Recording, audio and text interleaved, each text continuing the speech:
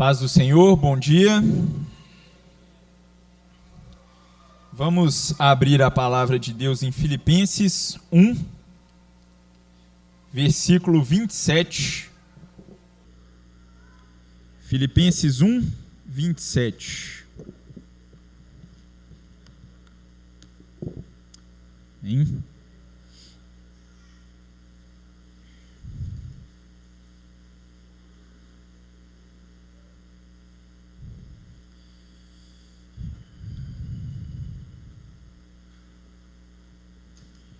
Amém. Filipenses 1, 27. Hoje nós vamos estar lendo do 27 ao 30. Vamos finalizar o capítulo de número 1.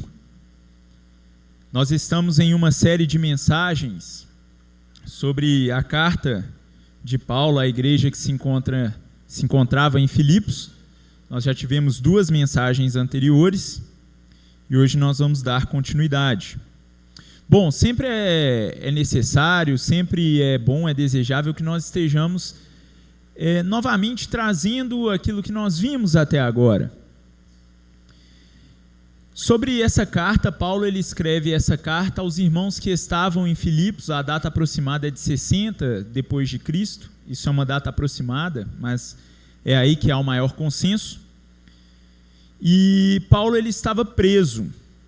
Esse também é um tema bastante debatido, mas convencionalmente, de maneira majoritária, nós entendemos que ele já estava preso em Roma. Então, Paulo ele estava preso ali por volta de cerca de 2 anos, pouco mais de 2 anos, que ele ficou preso ali em Roma. E Paulo ele evangelizou aqueles irmãos. Paulo ele auxiliou... Obrigado. Opa, acho que... Paulo ele auxiliou a implementar aquela igreja ali em Filipos. Filipos é uma cidade que ficava na região da Macedônia, fazia a ligação ali entre Europa e Ásia, e era uma das colônias do Império Romano. Isso vai ser importante para nós entendermos algumas coisas, é muito importante isso, meus irmãos. Às vezes a gente vê esse contexto e a gente pensa assim, não, para que está contextualizando? Né? Às vezes você vê, essa é a terceira mensagem, você fica assim, para que esse contexto? Mas sem o contexto, a gente deixa de perceber uma série de detalhes que foram escritos para aquela igreja e que servem de aplicação para nós. Então, era uma cidade pertencente, era uma colônia pertencente ao Império Romano. Então, ali dentro, no que diz respeito à questão legal, você tinha a legislação romana sendo aplicada. Isso é muito importante de nós entendermos. E ali nós tínhamos a maioria dos participantes da igreja como gentios. Então, a maioria da igreja ali era composta por pessoas que não nasceram dentro do judaísmo, eram pessoas que nasceram e receberam a palavra, nasceram fora do judaísmo e receberam a palavra quando Paulo vai pregar. Paulo ele enfrenta uma oposição ali na região da Macedônia, no geral, ele é preso ali, ele é açoitado quando ele passa por lá.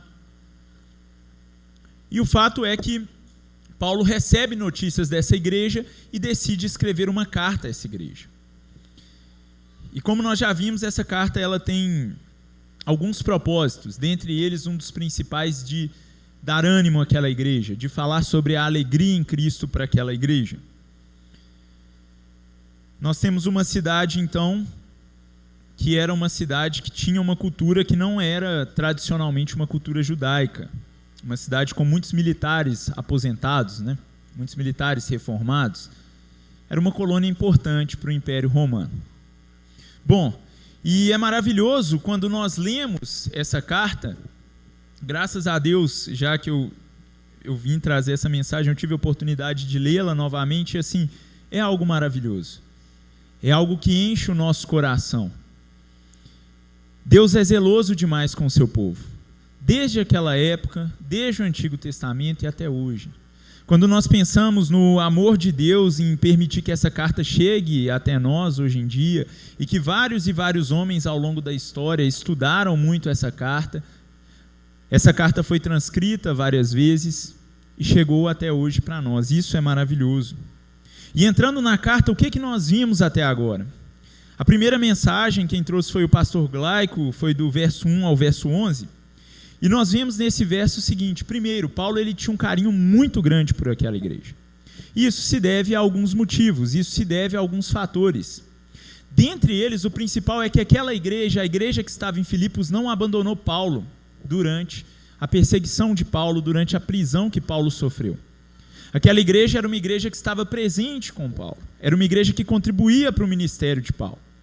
E talvez a gente pense assim, Paulo ele gostava da igreja por causa da contribuição ou de algo desse tipo? Não, meus irmãos.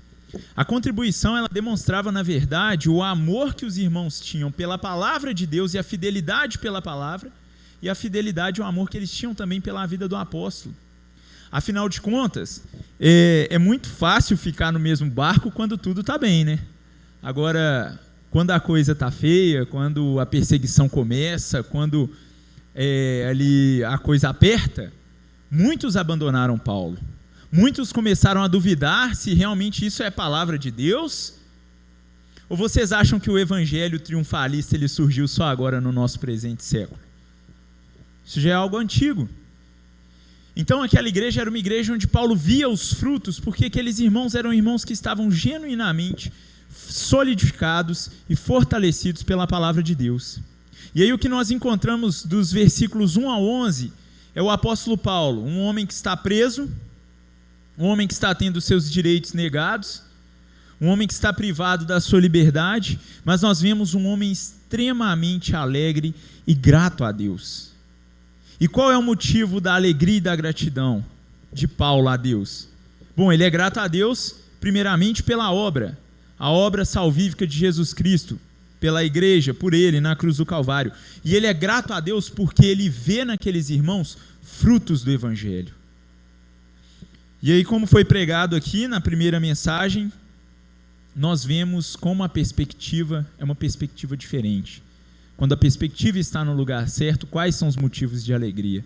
E o quanto a circunstância ela não para aqueles que verdadeiramente estão fortalecidos no evangelho e não para a propagação do evangelho. Paulo se alegra por isso. Então, do 1 a 11 é isso que nós vimos, basicamente.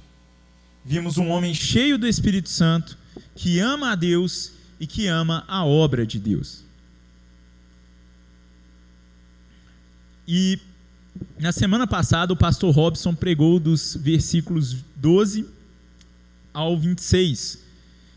E aqui nós temos reafirmado aquilo que nós vimos anteriormente.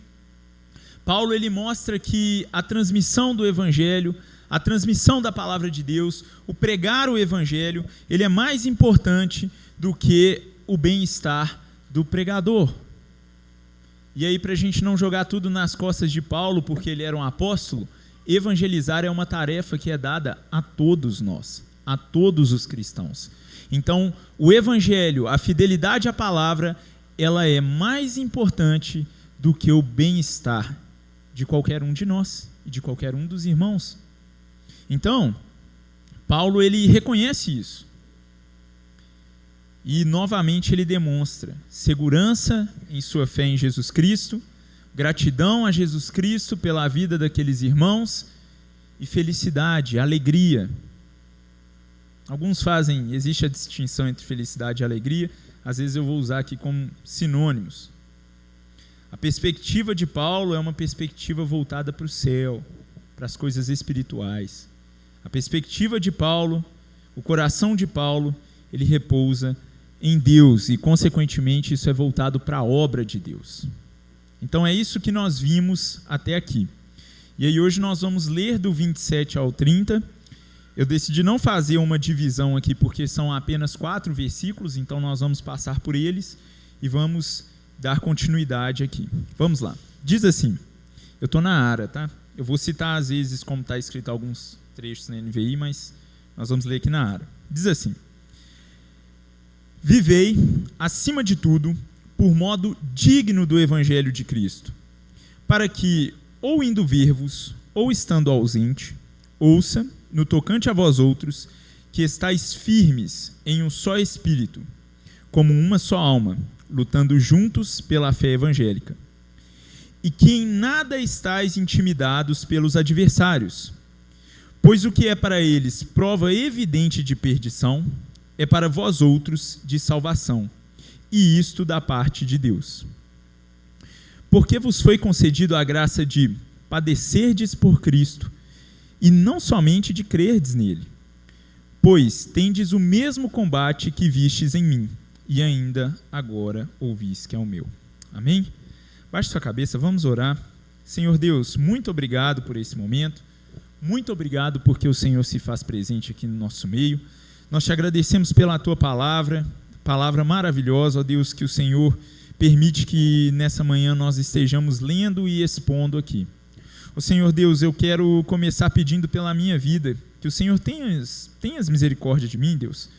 Por favor, me ajude, que em nome de Jesus eu venha falar somente aquilo que está aqui na tua palavra, ó Deus. Me livre do erro, me livre do engano, me livre daquilo que é humano e caído, e ajude-me, Senhor. Ó Deus, eu também peço pela vida de cada um dos meus irmãos que estão aqui, que em nome de Jesus o Senhor possa estar auxiliando, dando entendimento, clareando, que a luz da tua palavra possa preencher, ó Deus, os lugares mais íntimos dos nossos corações, que ela possa fazer aquilo que aqui está escrito, que é penetrar no mais profundo, Deus, e em nome de Jesus nos ensinar, nos corrigir, nos dar ânimo, ó Deus, nos exortar, que em nome de Jesus Cristo a tua palavra ela possa mudar e transformar os nossos corações, que nós não venhamos ficar apáticos diante da tua palavra, Deus. Tenhas misericórdia, nos livre, ó Deus, da mornidão espiritual e da frieza espiritual, mas que em nome de Jesus possamos ser uma igreja cheia de Ti, cheia do Teu amor, ó Deus, e que venhamos em nome de Jesus viver uma vida prática, ó Deus, uma vida que glorifique ao Senhor, que a Tua palavra possa fazer diferença total, ó Deus, no nosso cotidiano, que a Tua palavra possa fazer diferença total, Senhor, em nossas vidas. Nos ajude, Deus, porque sem Ti nós nada podemos fazer. Em nome de Jesus, amém. Vamos lá. Meus irmãos, para quem está lendo aí na NVI, o versículo 27, ele começa dizendo assim, não importa o que aconteça, né? Já quando você pega a tradução da ARA, nós temos o acima de tudo. Fato é o seguinte, Paulo está conectando os versículos 24, 25 e 26 com o que ele vai falar aqui agora. Mateus, o que dizem os versículos 24, 25 e 26? Paulo basicamente está dizendo o seguinte, olha, eu espero poder viver para ajudar a igreja, caso eu viva. Apesar que tem uma dúvida no meu coração, porque eu sei que se eu partir, se eu morrer, ele estava preso e ele sabia que ele tinha essa possibilidade, isso podia acontecer, como de fato no fim aconteceu. Se eu morrer, eu estarei sobremaneira de um modo melhor, porque eu estarei com Cristo. Mas eu espero que eu possa ficar para que eu ajude vocês na caminhada com o Evangelho. Então, quando Paulo começa falando aí no caso da NVI, não importa o que aconteça, e no caso da ARA, acima de tudo, ele está dizendo o seguinte, primeiramente, olha, eu não sei o que vai acontecer comigo, mas quer eu morra, quer eu viva, eu quero que vocês se atentem a uma coisa. E ao quê? Ao que eu quero que vocês se atentem? Eu quero que vocês vivam por modo digno do Evangelho de Cristo. Então, olha, não se assustem com a circunstância. Não se assustem caso eu parta. O que eu desejo, o que eu estou estimulando vocês aqui, exortando vocês vivam de maneira digna do Evangelho de Cristo. Mas o que seria viver de maneira digna do Evangelho de Cristo? Vamos começar tentando responder essa pergunta. Primeiro, será que alguém consegue ser merecedor do Evangelho? Eu estou perguntando isso porque às vezes a gente pensa assim, viver de maneira digna é cumprir uma listinha de coisas, de regras morais, e aí eu sou digno do Evangelho. Será que é simplesmente isso? Será que após a conversão a gente consegue cumprir essa listinha, e aí a gente vira digno do Evangelho? Nós vamos andar totalmente conforme o Evangelho, perfeitamente em relação ao Evangelho? Será que é isso que Paulo estava querendo dizer para aqueles irmãos? Na verdade, o que Paulo está dizendo aqui, quando você vai lá no original, a expressão utilizada aqui para que, vivam, na verdade é a expressão de exercer a cidadania. Politeumai. Paulo usa novamente essa mesma expressão em Filipenses 3:20, nós vamos ver mais à frente. Então, o que Paulo está dizendo aqui para os irmãos? Ele está dizendo o seguinte, eu quero que vocês exerçam a cidadania de vocês de maneira digna, de maneira coerente. Eu quero que vocês exerçam a cidadania de vocês de uma maneira correta. A Bíblia, ela tem um chamado para nós, e esse chamado é de que nós busquemos a santidade, de que nós busquemos ser santos como o Senhor é santo. Isso é um chamado para nós. Porém, o que Paulo está dizendo aqui para a igreja, eu não diria que é uma coisa que vai além, mas eu diria que é uma coisa que passa por essa ideia, mas que essa ideia está dentro. Ele está dizendo o seguinte: olha, vocês vão exercer a cidadania de forma digna. E aí você pode estar se perguntando assim, é a cidadania lá do povo de Filipe, ou a cidadania romana, na verdade, né? Porque Filipos era uma colônia. Então ele está querendo que eles sejam bons romanos? Não apenas. Paulo está chamando aqui os irmãos para que eles exerçam a cidadania da pátria celestial. Hoje foi falado pelo pastor aqui que a nossa pátria é uma pátria celestial. Consequentemente, se você é um bom cidadão celestial, você será um bom cidadão brasileiro. No caso, lá para a igreja, eles seriam bons cidadãos romanos. E o que acontece, meus irmãos? A cidadania ela era algo muito importante, assim como hoje ainda é algo muito importante. Nós temos o seguinte: os gregos, que eram o pessoal que dominava um pouco a ideologia ali da época, a filosofia da época, eles diziam que um homem que não era um bom cidadão era um homem que não tinha nenhum valor ético, nenhum valor político. Aquele homem poderia ser descartado. Então, para a maioria dos pensadores ali da época, servir ao Estado, servir à pátria, servir à nação, era algo carregado de extrema importância. A cidadania romana, então, nem se fala. Por quê? Para você ser um cidadão romano, não era uma coisa tão simples assim. Por exemplo, escravos não eram considerados cidadãos. Mulheres, naquela época, elas tinham um status de cidadão abaixo, porque elas não poderiam, por exemplo, votar, alguns direitos à propriedade privada eram negados. O fato é, Paulo está escrevendo para um povo que sabia o que era ser cidadão romano. E a Bíblia nos mostra a importância da cidadania romana também. Foi até citado aqui, lá em Atos 22, 25, Paulo ele é preso, ele é acusado, eles levantam algumas mentiras contra ele, porque ele está pegando ali na Macedônia e aquilo incomoda algumas pessoas, principalmente aqueles homens que tinham lucro com uma moça que adivinhava. E aí Paulo ele expulsa o demônio, a moça para de adivinhar e eles perdem o lucro. Paulo é acusado, Paulo é preso e Paulo é açoitado, eles batem em Paulo. E aí Paulo ele vira, isso está em Atos 22, 25, e diz assim: olha, por que você está me batendo sem eu ter um julgamento, sem eu ter um trâmite legal? Até hoje é assim, viu, gente? O cara pode ser o bandido da pior espécie. Quem é policial hoje sabe. Seguindo o trâmite legal, ele tem direito à defesa, ao que eles chamam de contraditório. O pessoal aí que é da área do direito sabe disso. E não era diferente naquela época. Você não podia açoitar alguém que era um cidadão romano sem antes ele passar por um trâmite legal. E aí Paulo questiona: olha, eu sou um cidadão romano. E aí eles chamam o responsável lá, o responsável vem e fala: você é cidadão romano como?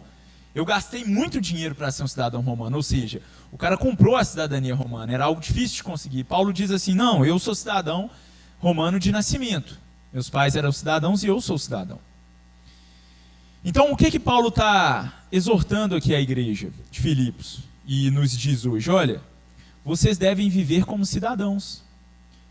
E cidadãos, eles são dotados de direitos e eles são dotados de deveres. A gente gosta de olhar a parte do direito, mas nós também temos deveres. Em Roma não era diferente. Por exemplo, o cidadão ele tinha que prestar conta em relação ao serviço militar, muito parecido com o que a gente faz aqui. Ele tinha que pagar impostos, muito parecido com o que a gente faz aqui. A gente tem que pagar imposto, é alto mesmo, viu, gente? Mas exercendo a cidadania, você tem que pagar o imposto. Um cristão, ele paga imposto, tá? Não só negue. É algo sério isso aqui. Então, nós devemos pagar os nossos impostos. Eu acho que na época devia ser mais baixo do que hoje, mas eu não estudei sobre. E o cidadão ele também tinha que participar dos censos. Então, quando o governo convocava para fazer a contagem de cidadãos, você tinha que ir até lá, você tinha que prestar contas daquilo que você fazia, daquilo que você até mesmo cria. Nós vimos Paulo preso por aquilo que ele pregava e por aquilo que ele acreditava. Então, os cidadãos eles são dotados de direitos e deveres. E aí, meus irmãos, como é que nós podemos ser bons cidadãos celestiais? Como é que nós podemos exercer a nossa cidadania de maneira digna? Primeira coisa, mostrando gratidão a Deus por aquilo que Ele nos deu. Cidadãos de um bom país, eles são gratos ou não? É só a gente perceber o movimento migratório, né? Um tanto de gente vai para os Estados Unidos. Por quê? Porque lá é muito ruim, né? Ser cidadão. Um tanto de gente sonha em ter o green card. Por quê? Porque é ruim, né? Você vai para lá e você sofre. Tem gente lunática que fala que os Estados Unidos é ruim e outros países aí são bons. Mas por que as pessoas procuram ir para os Estados Unidos? Porque é um país que proporciona uma qualidade de vida melhor, pelo menos em linhas gerais. Primeira coisa, nós temos que mostrar a nossa gratidão. Como é que você vive de maneira digna? Você tem demonstrado a sua gratidão por aquilo que Cristo fez na cruz do Calvário? Nós temos demonstrado essa gratidão? Você vive de maneira alegre? Você percebe Paulo grato, Paulo alegre, Paulo um homem que mesmo diante das circunstâncias ele louva ao Senhor. Por quê? Porque ele sabia o que Cristo Jesus fez na cruz do Calvário. Ele sabia o que tinha sido conquistado ali na cruz do Calvário por Cristo Jesus e tinha oferecido a essas novas pessoas pertencentes à pátria celestial. Segundo, nós temos que ser coerentes com aquilo que foi feito por nós. Meus irmãos, o que levou à separação do homem e de Deus? Não foi o pecado? Não é o pecado que faz essa separação? Como é que nós podemos dizer que nós nos arrependemos, que nós cremos em Cristo Jesus, se nós vivermos em pecado? Como é que nós estamos exercendo nossa cidadania de maneira digna, se o pecado não faz diferença para nós? Então Paulo está dizendo para aqueles irmãos, olha, e isso está em Efésios 4:1 também, né, onde Paulo diz, rogo-lhes que vivam de maneira digna da vocação que receberam. Vocês devem viver de acordo com as obras que foram preparadas para vocês de antemão, antes da fundação do mundo. Ou seja, ele tira o mérito, não é você, não sou eu, não é uma listinha que você vai lá e dá o checklist e estou bem com Deus. Até porque a gente não consegue cumprir, tá? A gente não consegue cumprir nenhum dos 10 mandamentos. Nós já falamos isso aqui várias vezes. Consigo sim, Mateus, eu nunca adulterei, é mesmo? Você já olhou com um olhar maldoso para uma mulher, ou no caso das mulheres para os homens? Então você já adulterou. Mateus, eu nunca menti. Essa aí eu não vou nem entrar no mérito, que você já está mentindo já. Você falou que nunca mentiu. Mateus, eu nunca roubei. Teve um exemplo que o Gabriel trouxe um dia que para mim foi fantástico. Você já mexeu no WhatsApp na hora do seu serviço? Você roubou tempo. É um exemplo. Simples. Não, Mateus, mas eu trabalho por conta própria, se eu estou roubando o tempo é meu, então não é roubar. Beleza, a caneta azul de alguém você já pegou. Isso é roubar, tá? Nós não passamos nesse checklist. O fato que Paulo está dizendo aqui é o seguinte, olha, Deus ele preparou através do Espírito Santo obras, e é coerente que vocês busquem viver de acordo com essas obras. Não faz sentido. Vocês foram libertos, vocês sabem que o que fazia distinção era o pecado, não faz sentido. E como também nós vivemos de maneira digna com o Evangelho, de maneira digna com o Evangelho de Cristo Jesus, visando o avanço da palavra de Deus, visando o avanço do Evangelho independente da circunstância. Então, é isso que Paulo está passando para a igreja. Olha, não importa o que vai acontecer comigo, eu quero que vocês perseverem vivendo como cidadãos celestiais, consequentemente vocês serão bons cidadãos. Vocês têm que ter uma vida coerente, uma vida condizente. E cada vez mais se torna necessário nós falarmos isso nos dias de hoje, porque nós percebemos muitas pessoas que se dizem cristãs, mas que a vida delas não é condizente com a pátria celestial. Nós devemos repensar se esse é o nosso caso, nós devemos pedir a Deus misericórdia. E aí Paulo continua, ele vai puxar agora algo muito importante, ainda no 27. Ele diz, olha, no tocante a vós outros, que estáis firmes em um só espírito, como uma só alma, lutando juntos pela fé evangélica. Meus irmãos, o que Paulo está dizendo aqui? Primeiro vamos para essa parte de estáis firmes em um só espírito, em uma só alma. A palavra espírito aqui gira uma certa dúvida sobre ela, até entre bons estudiosos. Por quê? Esse espírito aí está com E minúsculo na sua Bíblia, correto? Porém, o fato é que a gente não sabe se o espírito aí é de fato com E minúsculo. Depois, ainda por cima, vem a palavra alma, que parece ser usada como sinônimo em muitos momentos. Não, Mateus, então o negócio está confuso? Não, pelo contrário, está muito claro. O fato é, os cristãos eles devem se unir de maneira unânime, e os crentes eles se unem de maneira unânime na força de quem? Do intelecto, Da capacidade de cada um, dos pregadores que falam bem? Não. Nós cristãos nos unimos sempre na força do Espírito Santo. Isso é uma ideia central na Bíblia. O que permite o avanço do Evangelho, o que permite a perseverança no Evangelho é o Espírito Santo. O que me mantém de pé, o que te mantém de pé, é o Espírito Santo, é o poder de Deus. Nada diferente disso. Então o que Paulo está dizendo aqui é, olha, vocês precisam estar firmes. Firmes com um propósito apenas. Afinal de contas, a doutrina é apenas uma. O Espírito, ele é o mesmo. Logo, o propósito, a vontade de vocês, a motivação de vocês deve correr para o mesmo lugar. E essa firmeza que Paulo fala não é uma firmeza fraca, não. É uma firmeza de soldados. Toda vez que essa palavra é utilizada, ela é referida a soldados. É a mesma palavra que ele utiliza lá em Efésios, quando ele está falando do soldado cristão. É uma firmeza que não retrocede, é uma firmeza que não volta. Um soldado desertou em guerra, o que acontece com ele? Para quem conhece aí um pouquinho. Você está no meio da guerra lá e você foge. Vou esconder no meio do mato. E aí? Se for pego, você vai ser morto. Inclusive, para quem sabe da lei brasileira, no Brasil existe pena de morte. Que isso, Mateus? Não existe não, homicídio dá no máximo 30 anos. Tem pena de morte. Para uma circunstância. Qual circunstância é essa? Em contexto de guerra, se você for desertor, você é morto. Ou seja, Paulo está falando, se unam, e de maneira firme, de maneira convicta. Vocês precisam estar unidos. Meus irmãos, nós precisamos estar unidos. No nosso meio não cabe vaidade, não cabe vanglória, não cabe achar que um é melhor do que o outro, não cabe desunião, não cabe eu para cá, você para lá. No nosso meio isso não cabe, na igreja de Filipos isso não podia caber. E qual é o objetivo dessa união? Ele diz, para lutarmos juntos pela fé evangélica. Lutar aqui de novo é a ideia de perseverança. Assim como um atleta luta para conquistar uma medalha, a gente vê as Olimpíadas recentemente, a gente vê que a galera dá sangue, suor e lágrimas, né? Lutar pela fé evangélica. E o que seria esse lutar pela fé evangélica? É justamente perseverar em viver a palavra de Deus e propagar a palavra de Deus independente da circunstância. Com graça, com alegria, descansando e confiando no poder do Espírito Santo. Mesmo diante da hostilidade que os nossos irmãos enfrentavam, Paulo está dizendo aqui, olha, perseverem, juntos, unidos.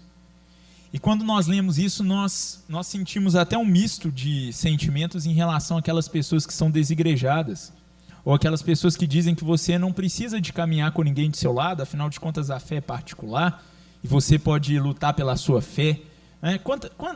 Vocês já ouviram aquela pessoa que fala assim, não, eu não tenho religião, eu não vou em lugar nenhum, mas eu sou uma pessoa de muita fé. Eu oro todo dia, eu sou uma pessoa de muita fé.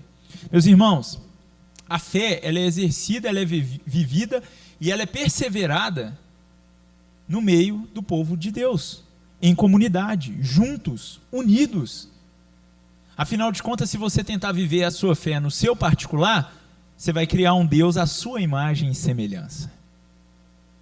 Se nós tentarmos viver uma fé nossa, eu sou de oração, eu leio a Bíblia, daqui a pouquinho Deus está se moldando às nossas vontades, aos nossos desejos, ao nosso caráter. O nosso Deus vai ser um Deus mais tolerante com as nossas falhas e mais cruel com as falhas dos outros. Então perseverem juntos. Mesmo diante da hostilidade, perseverem juntos, enfrentem juntos. Defendam o Evangelho. E quando a gente fala em defender nesse contexto aqui, é defender mesmo. Não é porque o cara só atacava o outro no Instagram, no comentário, não, e ria lá no comentário, não. É porque, a depender, você era morto, torturado, martirizado. E Paulo vai continuar falando sobre isso no 28. Olha o que ele diz aí. E que em nada estejais intimidados pelos adversários. Estáis intimidados pelo adversário. Lembrando que aquela era uma igreja que estava sendo uma igreja perseverante. E Paulo reforça para que eles continuem. Paulo cita aqui então alguns adversários, inimigos. E quem são esses adversários? nós temos basicamente 4 possibilidades, mas nós vamos ver que uma delas é a coerente aqui. Quais eram os adversários da igreja ali em Filipos? Primeiro, nós temos judeus que encorajavam os romanos a perseguirem os cristãos. Então os judeus levantavam pessoas para dar falso testemunho, como aconteceu com Jesus, como aconteceu com profetas também. Eles iam ali, pegavam uma passagem, uma fala distorcida de um cristão e colocavam aquilo ali como se fosse um absurdo.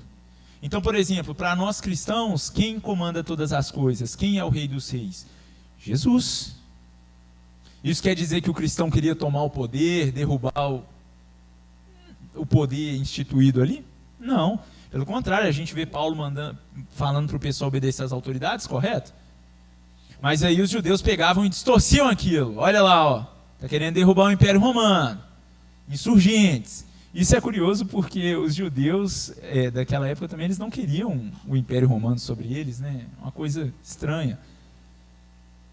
Então, esse era um dos adversários que eles tinham. Outros eram os próprios pagãos que faziam a mesma coisa.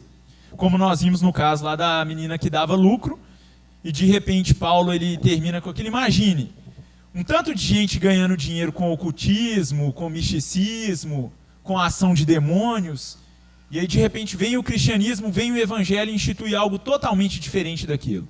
E diz que há um só Deus, e que a salvação é uma salvação gratuita, que a salvação ela vem através da fé, que a salvação ela é um presente, um dom de Deus. Imagina como ficaram as pessoas ali. Muitos ficavam irados.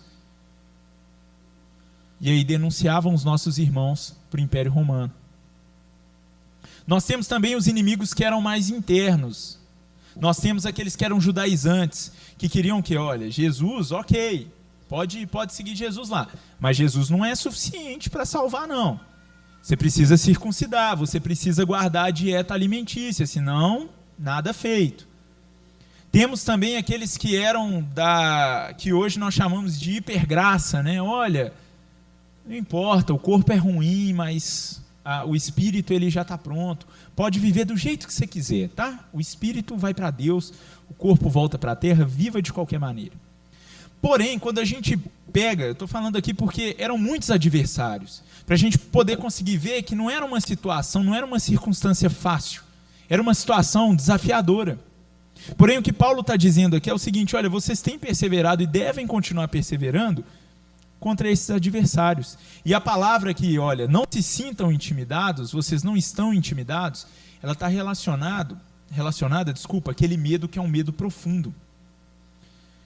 Eu não sei se vocês já passaram por isso na vida de vocês, mas vocês já sentiram um medo muito forte? Estou falando de medinho, não é medo de barata, não. Então, por exemplo, medo de... Se bem que tem gente que tem muito medo de barata, né? Usei um exemplo ruim aqui. Mas, por exemplo, não sei se vocês já... Deixa eu pensar. Medo de afogar. É quando você está ali e você vai afogar. Tem ninguém para te ajudar. Paulo está falando aqui desse medo. O que nos leva à ideia de que ele está citando a perseguição objetiva.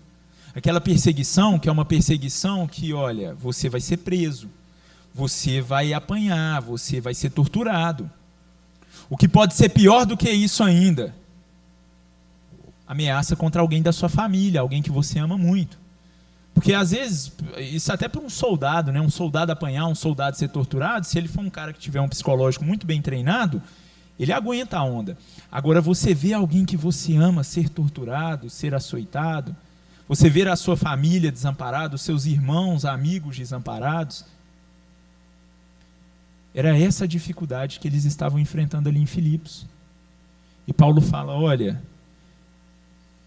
vocês devem permanecer sem medo desses adversários. Vocês não devem temê-los, vocês não devem ter medo. Meus irmãos, vejam o quanto que isso é contraintuitivo, né? Vejam quanto isso é contra a natureza humana. Afinal de contas, diante da dificuldade de uma perseguição severa, qual é a tendência nossa? Você desacredita de todos os seus ideais, não é? Quantas pessoas na hora do aperto desacreditam de tudo aquilo que elas acreditavam tanto antes? Mas Paulo está vendo isso na igreja de Filipos e ele está incentivando que eles prossigam em serem firmes contra os adversários. Não negarem Cristo, não retrocederem. E ele dá um motivo do porquê não se deve ter medo. Ele fala sobre o fim. Existem 2 fins aqui citados. O primeiro fim é daqueles que perseguem a igreja, daqueles que se opõem à igreja. O fim daqueles que enfrentam a igreja, que se opõem à igreja de Cristo, que vão contra o evangelho, contra a palavra de Deus, é a perdição. Então, olha, por mais que você vá sofrer aqui por um breve tempo, eu quero lembrá-los de que o fim daqueles que perseguem vocês e que não se arrependem é a perdição. Pensem na seguinte situação. Imagina uma pessoa que viva nessa terra, 100 anos de idade. Essa pessoa é uma pessoa que é um bom marido, paga seus impostos, vive como um bom cidadão, respeita o direito do outro.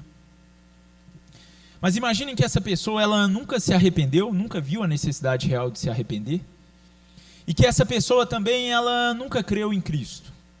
Ah, tem os cristãos lá, tem os crentes, se vier me entregar o folheto e me evangelizar, eu até escuto. Mas isso não é para mim não, tá? Assim, fica na sua fé aí, eu fico vivendo minha vida aqui. Imaginem essa pessoa hipotética. E aí essa pessoa morre. Qual será o fim dessa pessoa, meus irmãos? Perante a Bíblia. Ele não se arrependeu. De acordo com a Bíblia, de acordo com Cristo, de acordo com os profetas, com os apóstolos, ele não se arrependeu e ele não vê a necessidade de um Salvador. Qual é o fim dessa pessoa? Condenação. Perante a Bíblia é a condenação. Ah, mas ele era uma pessoa muito boa. Não existe um justo sequer. Ninguém é bom. Se você se aproximar um pouco mais dessa pessoa e ser íntimo dela, você vai ver que ela tem egoísmos, assim como eu tenho. Você vai perceber que todos nós somos carregados de vaidades, todos nós somos carregados de distorções. Por isso é necessário o arrependimento e a fé. Essa pessoa ela está condenada. Sem arrependimento e fé em Cristo Jesus, condenação. O próprio Cristo diz: quem crê em mim será salvo, quem não crê já está condenado. Meus irmãos, essa é uma sentença que está na Bíblia. Agora deixa eu fazer uma outra pergunta. Imagine aqueles que se opõem veemente ao Evangelho, à palavra de Deus. Imagine aqueles que estavam matando, torturando os cristãos. Imaginem aqueles que estavam levantando falso testemunho contra cristãos, estavam distorcendo a palavra dos nossos irmãos e levando aqueles irmãos à tortura e à morte, bem como as famílias dele. Qual é o fim deles? É isso que Paulo está mostrando. Parece que eles estão sendo triunfantes agora, parece que eles estão vencendo agora, mas o fim deles é a perdição. E, meus irmãos, isso deve gerar em nós um misto de sentimentos. O primeiro é de nós pensarmos que realmente, olha, aqui na terra é passageiro, aqueles que estão indo contra a palavra de Deus, eles estão condenados. E o outro é que nós precisamos pregar para essas pessoas, porque é terrível o fim delas. Terrível o fim delas. E como igreja hoje em dia, quando nós olhamos para uma pessoa ironizando o evangelho, e isso infelizmente no Brasil e com o avanço das tecnologias tem se tornado comum, você vê as pessoas ironizando, brincando. Esse é mais ou menos o mesmo sentimento, é um misto de sentimento. Nós sabemos que isso é só por um tempo. E nós devemos ter misericórdia, porque o fim deles é uma perdição e cair diante do juízo de Deus, ser condenado, enfrentar a ira do Deus Santo, Santo e Todo-Poderoso é algo terrível. Esse é o fim daqueles que estavam perseguindo a igreja. Obrigado. E Paulo também dá um estímulo, né? Continua dando um estímulo ali para os irmãos. E para vocês? Para vocês a perseguição ela é sinal de salvação. A perseguição ela na verdade coroa o progresso de vocês. Vocês que estão perseverando diante da aprovação, da oposição, da perseguição, vocês que estão sendo persistentes desde o momento da conversão e serão até o momento da glorificação, isso é salvação, isso é glória para vocês, isso é glória para nós, isso é glória para a igreja do Senhor. Vocês são salvos, Vocês têm demonstrado através da perseverança, da persistência, mesmo diante de tão grande perseguição, que vocês estão fortificados, consolidados no Evangelho de Jesus Cristo, na crença em Jesus Cristo. E no 29, Paulo diz: porque vos foi concedido a graça, ou seja, o dom, o presente, não somente de crer, mas também de padecer por causa do Evangelho. Como assim? Sofrer é um presente? Sofrer é uma dádiva? Vamos abrir lá em Mateus, pedir ali para a Graça abrir, em Mateus 5, do 10 ao 12.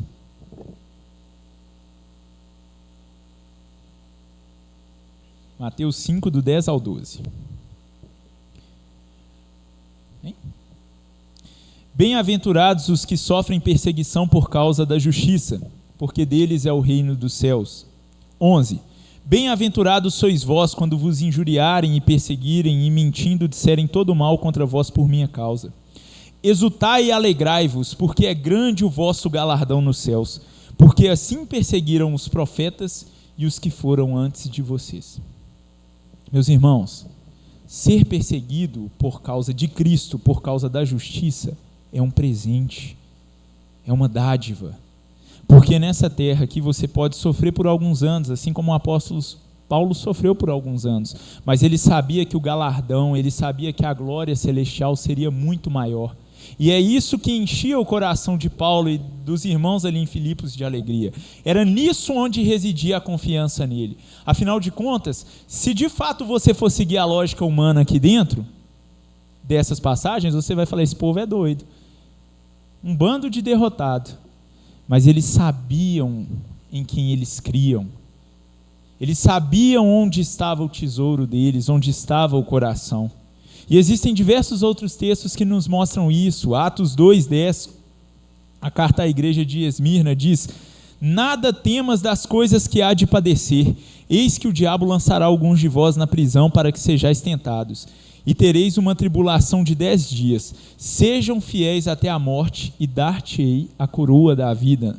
Esse aí não precisava de colocar não, mas se quiser, Atos 2:10. Apocalipse, misericórdia. Apocalipse 2:10. Anotei errado aqui, obrigado. Meus irmãos, esses homens e mulheres, eles sabiam onde estava a fé e a segurança deles. E a pergunta que fica para nós é, nós vamos falar mais sobre isso nas aplicações, nós sabemos onde está a nossa segurança.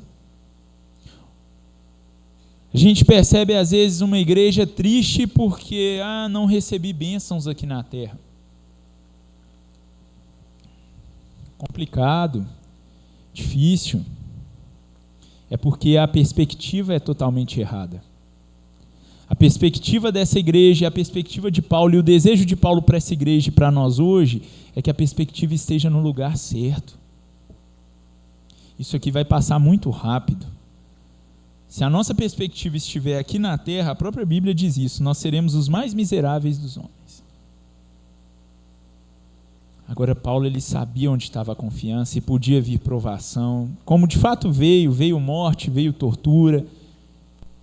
E assim, às vezes a gente não para refletir de maneira profunda, mas você acha que um homem como Paulo, ou os nossos irmãos ali da igreja primitiva, eles eram bem tratados? A gente só joga na cadeia quem dá problema, gente. Essa é a realidade. A gente só joga na cadeia quem, de certa forma, perdeu um pouco ali dos direitos. O próprio privar de liberdade é tirar um direito muito importante. Aqueles irmãos, eles padeceram, eles sofreram, mas eles sabiam que o galardão nos céus era gigante. A gente vê em Atos os apóstolos apanhando, sendo açoitados e ficando felizes. A gente vê nessa carta Paulo um homem alegre, um homem que incentiva a igreja a continuar na caminhada, porque a visão dele não estava aqui nessa terra. A pátria dele não era Roma, a pátria celestial, e a nossa perspectiva ela deve estar lá, e o nosso coração deve estar lá, senão nós de fato seremos fracassados.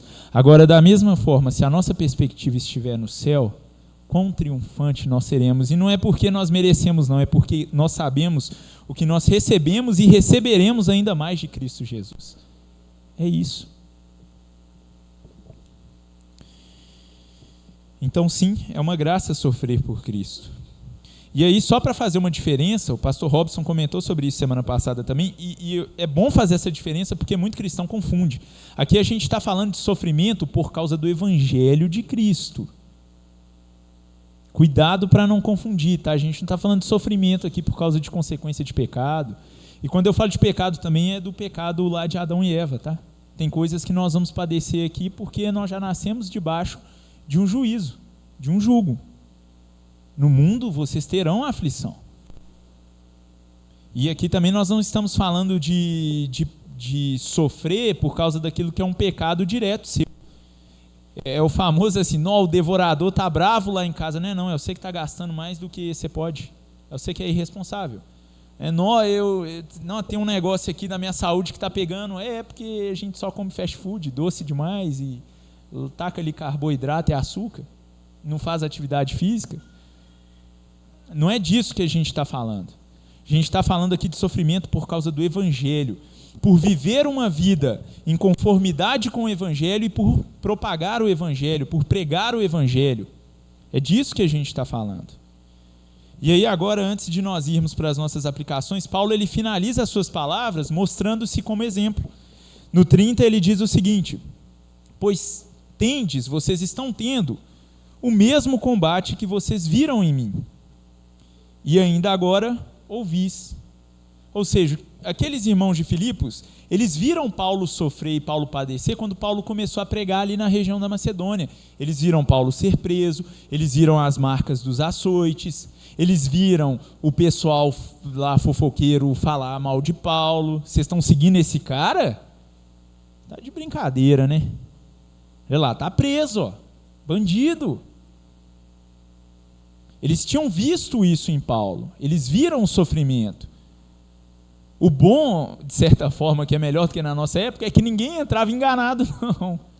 Ou então você não ficava enganado por muito tempo, não, porque você viu o apóstolo sofrer. Você sabia que você se tornar um cristão ali era uma decisão que poderia te levar ao sofrimento, que provavelmente ia te levar ao sofrimento. E agora eles ouviam que Paulo estava preso em Roma, que Paulo provavelmente iria ser morto. Paulo ele estava apelando, fazendo ali, claro, a sua defesa, que era um direito dele como cidadão romano, mas que provavelmente ele não viveria. Eles sabiam que Paulo estava sofrendo, eles sabiam, vindo de outras igrejas, vindo de outras cartas, vindo de outras pessoas, que Paulo tinha sido abandonado por muitos. Isso quando as pessoas não tentavam estimulá-los a abandonar o apóstolo e a abandonar a fé verdadeira, a fé genuína. Então Paulo ele se mostra como exemplo. Olha, vocês têm perseverado, continuem perseverando, porque nós estamos no mesmo combate, nós estamos na mesma luta, a nossa perseverança pelo Evangelho é a mesma. É isso que Paulo finaliza aqui. E agora vamos para as nossas aplicações práticas. Nós temos aqui 3 aplicações para nós. Primeira, nós temos vivido de maneira digna, como cidadãos dignos do céu. Nós temos valorizado o Evangelho acima de todas as coisas. Nós temos nos alegrado no Evangelho, na palavra de Deus. Nós temos testemunhado a Deus com as nossas atitudes. Nós temos propagado a mensagem do Evangelho. Nós sabemos qual é a nossa pátria. Nós somos cidadãos do céu de fato. Onde estão os nossos olhos? Onde o nosso coração está? O que tem ocupado a nossa mente? Essa é a primeira reflexão para nós.